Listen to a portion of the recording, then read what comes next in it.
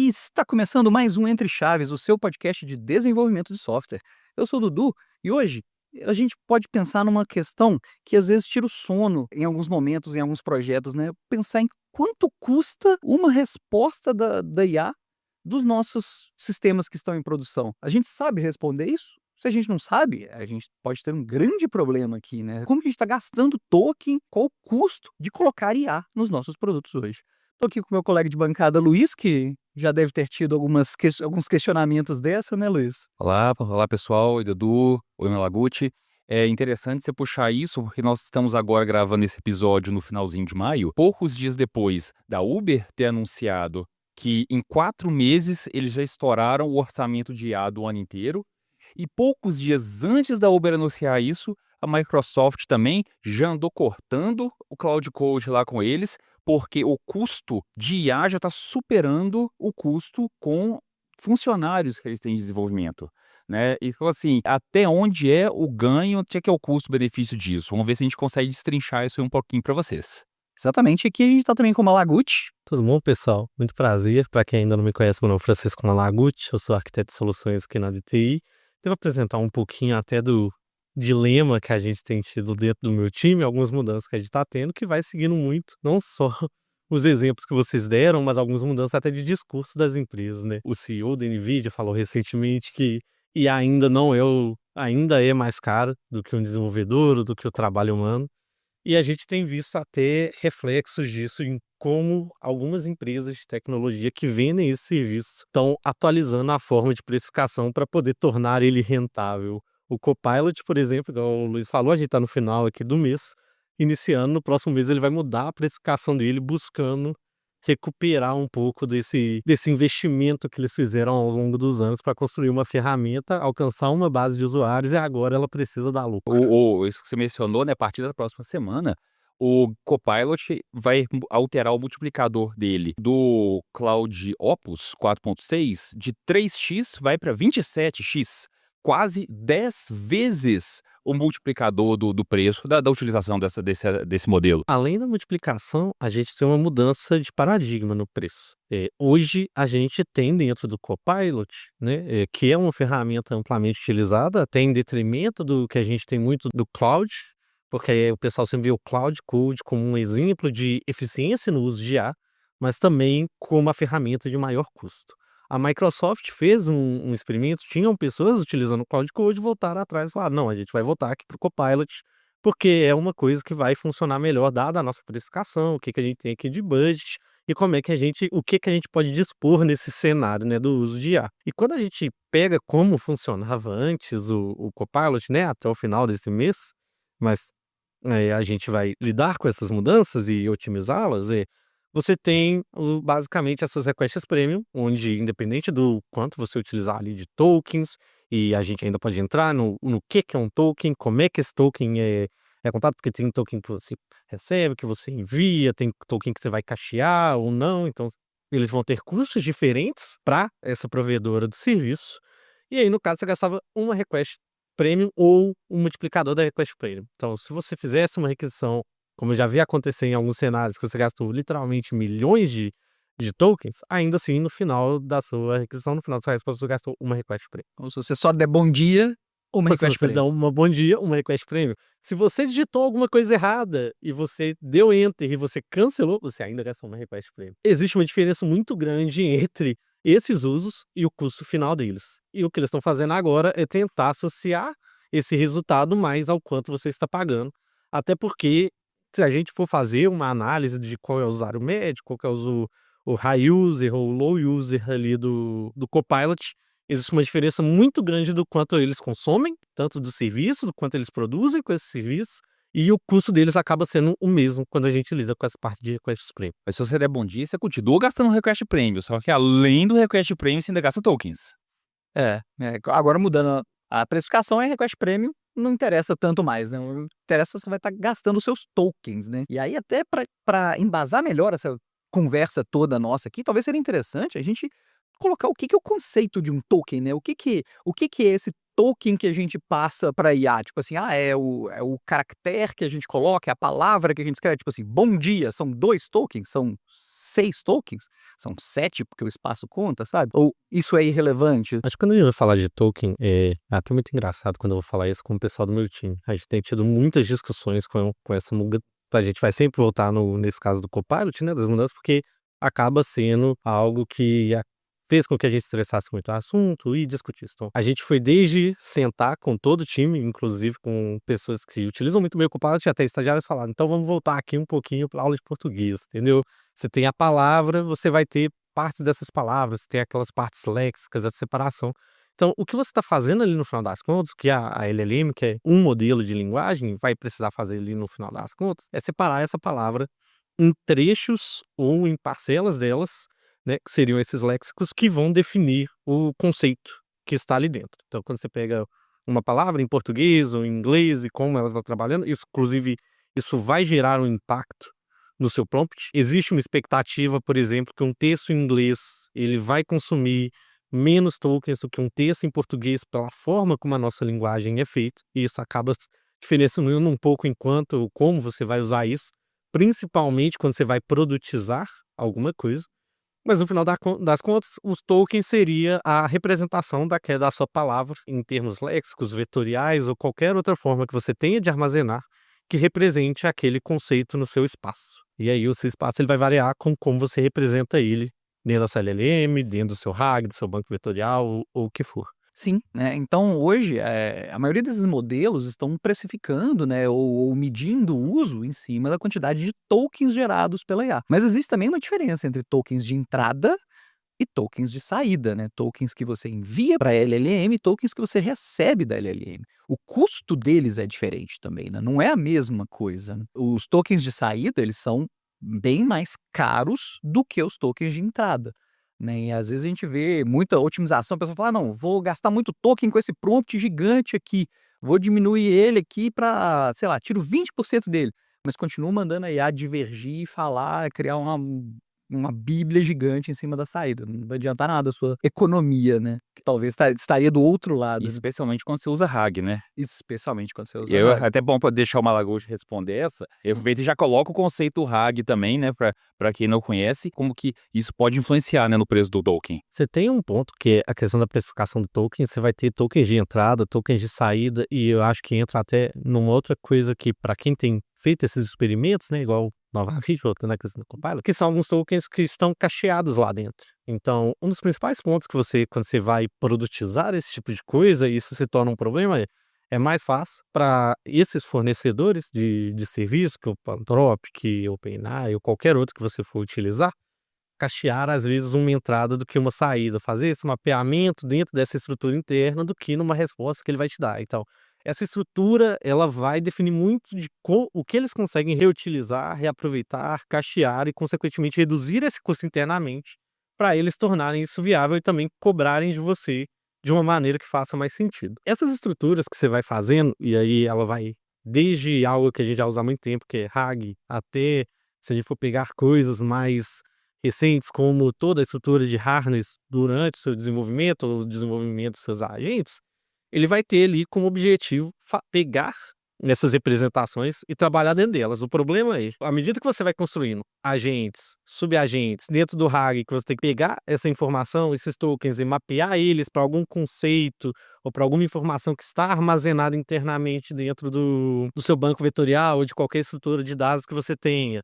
Você às vezes vai precisar construir guardrails para impedir ele de sair de onde você espera, ou até mesmo criar outras funcionalidades como o React, que você pega um prompt e aplica outro prompt sobre ele, cria agentes adversários, onde 2 agentes vão discutir a forma como você vai construir isso, define muito a comunicação que eles vão ter, e acaba modelando o que a gente constrói no desenvolvimento atual. Existe um problema muito grande quando a gente vai falar de texto, igual você falou, igual o Dudu falou, da exposição desses tokens de saída. Então, como é que a gente consegue evitar isso? Aí, se a gente, em vez de utilizar esses tokens, a gente usar um protocolo para fazer essa comunicação, um way-to-way, se eu for fazer essa comunicação entre agentes, se eu vou usar serviço, eu utilizar o MCP, por exemplo, que vai estar disponível ali no servidor, ou até se eu quiser economizar tokens que ele precisaria executar comandos no CLI, que era uma coisa que a gente viu que funcionava muito bem, por que que eu já não crio uma skill que eu sei que vai ser algo reaproveitável e monto até scripts ou outras coisas determinísticas que vão aumentar a assertividade, evitar que ela tente a mesma coisa várias vezes, se ela não conseguir o resultado que ela quer, e evitar que ela faça essa chamada de saída, que seria muito extensa, e a gente reduz isso a um simples comando. Exatamente. Eu acho que isso aí já é uma boa forma da gente pensar em como estruturar, né, já mostra que a gente tem que pensar em como estruturar e não só no ciclo de desenvolvimento, mas quando você vai incluir uma feature de IA dentro da sua aplicação, né, que a sua aplicação vai conversar com uma IA e tudo, de simplesmente não chegar e criar stringzona com prompt lá e fazer só os injection das mudanças lá, sei lá, minha aplicação é B2B, então eu só vou lá e boto o nome do cliente na hora lá, mas o prompt é o mesmo e não penso em algumas técnicas dessa, né. Uma coisa que você comentou, provedores de serviço, né, Anthropic e OpenAI fazem muito, é cache de prompt de entrada e inclusive é algo que o desenvolvedor consegue controlar, né. Existem técnicas que você, ao conversar com essas ferramentas, você consegue falar para ele: "Cara, esse prompt aqui, ó, você pode fazer cache de tal forma, de tal jeito, do tal, timeout, blá-blá-blá". Existe até uma precificação em cima disso, mas que normalmente é mais barato do que você simplesmente mandar o mesmo prompt várias vezes, ou prompts repetidos, né, você tem uma conversação grande, onde você tem que passar uma instrução repetida várias vezes durante aquela conversação. Usar esse tipo de cacheamento já ajudaria a você ter esse controle dos gastos seus de token e de custos de IA, né. E esses mesmos conceitos servem para o desenvolvimento, né? A gente utilizar o desenvolvimento autônomo, tipo um Codex da vida, eu vou realmente chegar ali, passar as especificações e vou embora na sexta-feira, espero chegar na segunda-feira, tá tudo pronto, desenvolvido, Sim. né? Então, esses conceitos também têm consumo de tokens. E, inclusive, Malaguti, uma coisa que eu acho que também de explicar ao pessoal, eu acho interessante você falar pra gente, a gente ouve muito quando tá falando né, seja o desenvolvimento, seja uma IA embutida, no conceito de janela de contexto. Usa janela de contexto pequena, usa janela de contexto grande, não deixa crescer. Janela de contexto muito grande gasta muito token, é mais caro. O que é essa janela de contexto e como que ela influencia no preço disso? Aquela famoso prompt que você vai gerar lá e fala assim: "Ó, pega a pasta docs do negócio, carrega tudo e aí você vai usar ela para poder gerar uma resposta lá, que eu pedi para você criar uma especificação super simples de um botão na tela". Bom, acho que pra gente começar a falar isso até de uma maneira mais completa, eu acho que a gente vai fazer então essa separação entre a parte do que é produto, mesmo você está embutindo um LLM, embutindo um modelo de IA no seu produto, e um modelo de IA operacional. Você vai utilizar ele dentro do seu contexto, da sua operação, de qualquer outra forma. A primeira parte fundamental que você precisa fazer e isso funciona para ambos os cenários, é você entender o que gera esse custo. Desde que isso aqui é o meu token, isso aqui eu consigo reaproveitar, isso aqui é um desperdício e o como eu consigo otimizar esse processo. O que eu quero, no final das contas, é fazer com que a IA tenha um melhor resultado com o mínimo possível. E eu quero evitar desperdícios ou reaproveitar quando você tem uma série de exemplos. Chatbot. Eu estou embedando um LLM no meu chatbot. Eu tenho expectativa de algumas perdas. Uma mensagem de bom dia, uma série de outras mensagens que a gente sabe que a gente acaba perdendo ali dentro. E quando você monta um chatbot, uma experiência de chat, o seu contexto, a forma que você vai passar aquele contexto, você tem uma expectativa disso. Seja ela você basicamente fazer um append do que das interações anteriores, ou seja, toda vez que você faz uma interação, você manda não só ela para o chatbot, mas ela e todas as que ocorreram anteriormente. Então, você manda um bom dia, aí ela responde, você manda uma pergunta, ela não vai mandar só a resposta, ela vai mandar para o seu modelo toda aquela conversa anterior. A gente sabe que uma hora isso não funciona. Janelas de contexto, elas têm um limite. Existe um limite de quantas palavras, quantos tokens você consegue mandar para ela. Então a gente vai ter que escolher uma forma de atuar em cima disso. Se eu tenho um limite, o que que eu faço quando eu alcanço esse limite?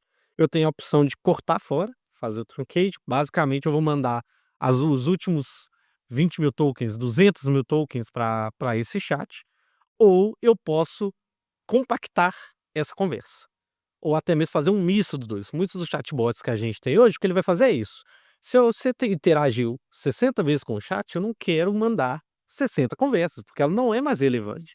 Eu vou mandar as últimas 3, por exemplo, e vou compactar todo o resto numa mensagem menor. Então, a cada interação que você está fazendo, você está usando um modelo mais simples, para compactar as informações antigas e manda para o seu chat apenas as últimas 3 integrações, as últimas 2 integrações ou 6. Isso vai depender muito do seu contexto, do seu produto, o quanto ele tem que saber, o quanto as respostas vão tender a ser mais diretas e rápidas, ou quantas pessoas vão querer entender uma informação mais complexa do seu produto. Nesse cenário, você quer chegar num bom termo, num bom balanço entre o quanto eu vou enviar de tokens e quão rápido eu consigo responder as dúvidas do meu usuário. Se eu sei que ele vai ter muitas dúvidas, mas são dúvidas fáceis de responder e tudo mais, tudo bem, eu não preciso ter um contexto muito grande, eu posso enviar os últimos 2. Agora, se eu quero que ele chegue em algo mais complexo, que é o que acontece muito com esses chats que a gente vai falar como Copilot, aí ele precisa mandar mais respostas ou fazer um resumo melhor, uma compactação melhor desse resultado. Então,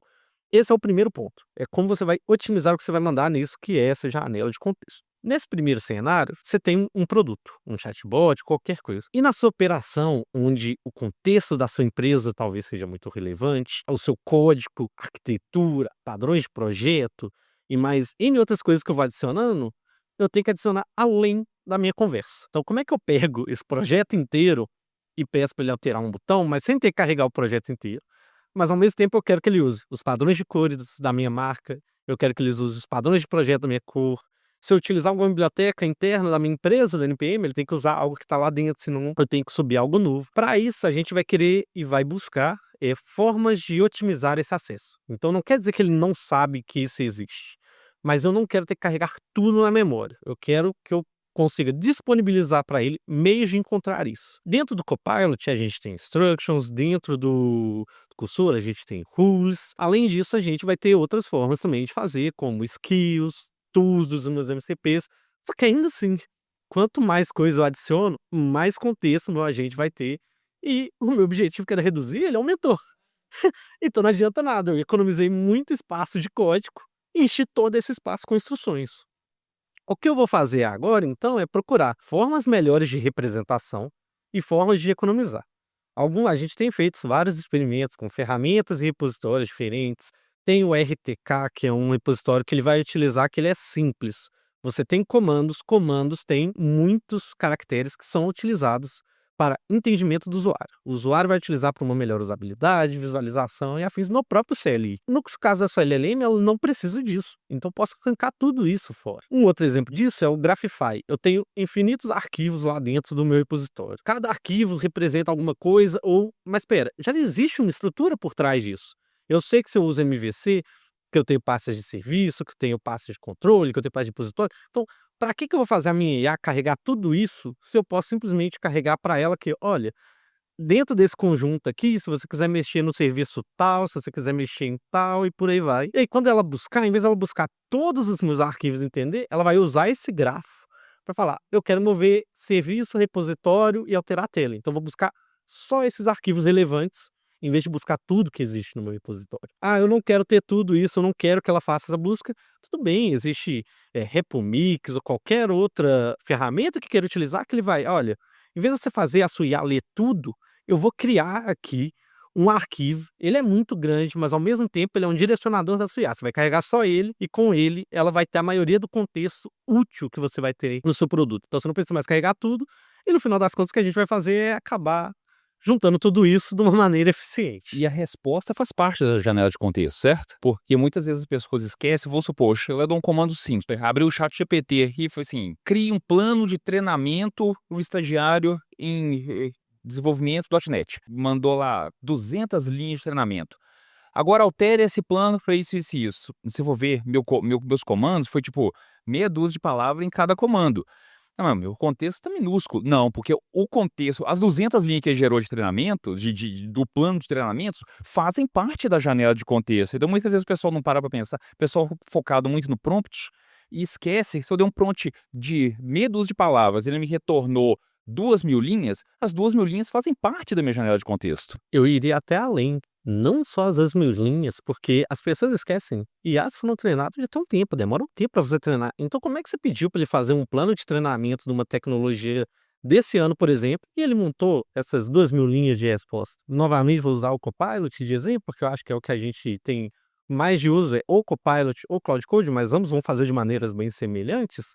é que você consegue ver, por exemplo, o Copilot CLI. Abrir ele, você vai ver que ele tem um MCP interno, que ele utiliza do GitHub. E aí, quando você pede para ele fazer essa informação, ele vai fazer, por exemplo, o web search para procurar a versão mais recente. Cara, não é só o prompt que você fez. Ele vai pegar isso, vai transformar em algo para enviar no web search, vai conectar com o MCP responde para ele em texto, que vai ser um prompt de entrada Que para é o ele. RAG. Ele Exatamente. vai precisar interpretar tudo isso para depois montar aquele texto. Tipo assim, ele não tem isso embutido. Você não fez uma pequena pergunta, ele tinha toda essa informação embutida e colocou daquela maneira para você. Ele faz N operações no meio do caminho, que você pode inclusive optar por vir ou não, dependendo do que você usa de flag ou comandos que você pode usar ali no meio. Mas se você pegar e der um Ctrl+O, por exemplo, no seu Copilot CLI, você vai ver que ele vai expandir absurdamente com várias informações que ele está puxando do web search, de repositórios que ele conhece, de referências que ele tem, de outros MCPs. Alguns MCPs conectam diretamente em documentação. Se você tem, por exemplo, utiliza Angular no seu projeto, você pode conectar no Angular. Você pode conectar no Figma. E tudo isso ele está puxando informação, trazendo para dentro, processando e te dando a resposta final. O famoso MCP do Context 7, né? Que todo mundo adiciona lá para não, eu quero a documentação mais recente de toda a tecnologia, mas Todos. tem esse custo, Todo tem exatamente. custo. Às vezes sim, às vezes não. É aquele negócio, é necessário? É tipo assim, se é necessário, eu vou ter que arcar com o custo, não tem jeito, porque é extremamente necessário. Agora, se não for necessário, é dinheiro perdido. Exatamente, cara. Quem não gosta de chegar lá e falar, nossa, que legal, esse MCP é bacana, vou adicionar. Esse aqui também é bacana. Ah, esse aqui parece bem legal, eu vou colocar, eu vou colocar. Quando você vai ver lá na lista de ferramentas que você tá usando, já tá tipo assim, 200 ferramentas lá, o próprio Copilot e tudo falou, velho, desliga umas aí, porque Aí o tá cara, com coisa aí demais o cara aqui, fala, sabe? bom dia, acabou seus tokens. Você deu play e subiu 60% da sua janela de contexto. Cara, tem uma coisa, 2019 eu falava para alguns arquitetos que, tipo, nada demonstrava mais maturidade técnica do que você ver uma tecnologia super legal e não utilizar porque não faz sentido. Então, Context 7 é útil? Faz sentido? Sim. É um MCP excelente? É um MCP excelente. Mas vamos pensar um pouquinho, o que faz mais sentido? Ele bater no Context 7 e fazer buscas frequentes, porque você está sempre usando no seu produto a coisa mais recente que existe no mercado, o que seria com certeza algo muito fora do padrão, ou eu vou bater no Context 7, pegar os meus padrões e salvar isso numa skill que é muito mais facilmente reaproveitada, consome muito menos contexto para carregar, e eu ainda posso, se eu quiser direcionar IA, dar um barra nome da skill e já ir direcionar para ela qual skill usar, para ela nem precisar pensar ou procurar qual é a correta. Né, uma coisa também que eu acho que vale a pena citar aqui, que eu queria, né, ver o Malaguti falar pra gente um pouquinho, do model routing, né, que é a ideia da gente não ficar usando a bazuca para matar formiga o tempo inteiro. Então eu vou ter um modelo menor, né, o Haiku, o GPT-Mini, o Flash. Esse modelo, ele faz uma primeira triagem ali, certo? E redireciona para o que for mais adequado ali, que já é uma forma de economia. Eu lembro que quando teve, eu não lembro qual exatamente foi a versão do GPT-5, tipo assim, uma estreia terrível, porque o pessoal descobriu o routing interno dele, que estava tendo muitos problemas. Então, entrou-se numa discussão e, novamente, abrir, seja lá no Cloud, seja no Source, seja no Copilot. Copilot, eu acho que ainda dá um desconto se você selecionar o routing interno dele, né?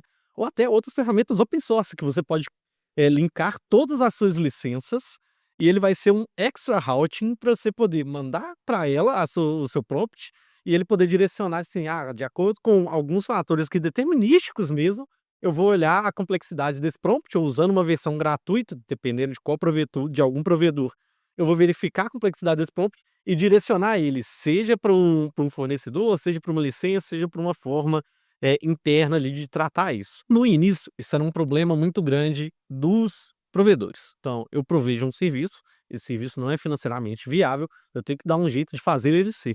Até porque eu estou provendo esse serviço. Quem quer ganhar dinheiro com ele sou eu e já investiram muito dinheiro em mim para eu poder falar que não vai dar.